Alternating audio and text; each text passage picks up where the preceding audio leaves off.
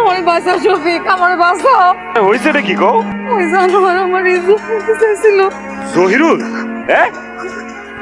কি ব্যাপার দাদা, তুমি দৌড়াইতেছো কে? আমার না তোমার গুলো বাসার কাম করতে যাও, বাসায় যাও যাও। আমার বউ আর তোর বাড়িতে আমি কাজ করবো না, যা পারস করে লইস, যা। বলে যাস না আমার আম্মা তোর কাছে 3 লাখ টাকা পাই, টাকাও দিবি না, তোর বউরে আমগো বাড়িতে কাজে পাঠাইবি না। কি মস্করা পাইছস? মস্করা পাইছস তুই? তোর কাছ থেকে আমরা মাথা বিচ্ছা দিছি। এই এই যে কি হইছে? কি হয়েছে বুঝেন না? আপনারা সবাই তোর গোলাম হয়ে গেছেন। জহিরুল্লাহ আমার বউর কাছে খাবাই বসে, আমার বউ ইজ্জত বাঁচাইতে দৌড়ায় দৌড়ে গেছে। আরে জহিরুলের মতো একটা ভদ্র পোলার নামে তুমি এই সব কথা কইতে পারলা?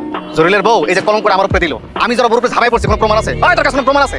তোর 3 দিনের সময় দিলাম, এই 3 দিনের ভিতরে তুই বিলকিস আপার টাকা ফেরত, আর যদি ফেরত না দেস তোর বউ কিন্তু চিরদিনের লেগে বিলকিস আপার বাড়িতে যাইবো না। বাবা জহিরুল, যে বিচারটা কি ঠিক হইছে? আপনি মুরব্বী মানুষ একটা কথা কইছেন, আপনার কথা আমি ফেলতে পারি, আমি মানে নিলাম।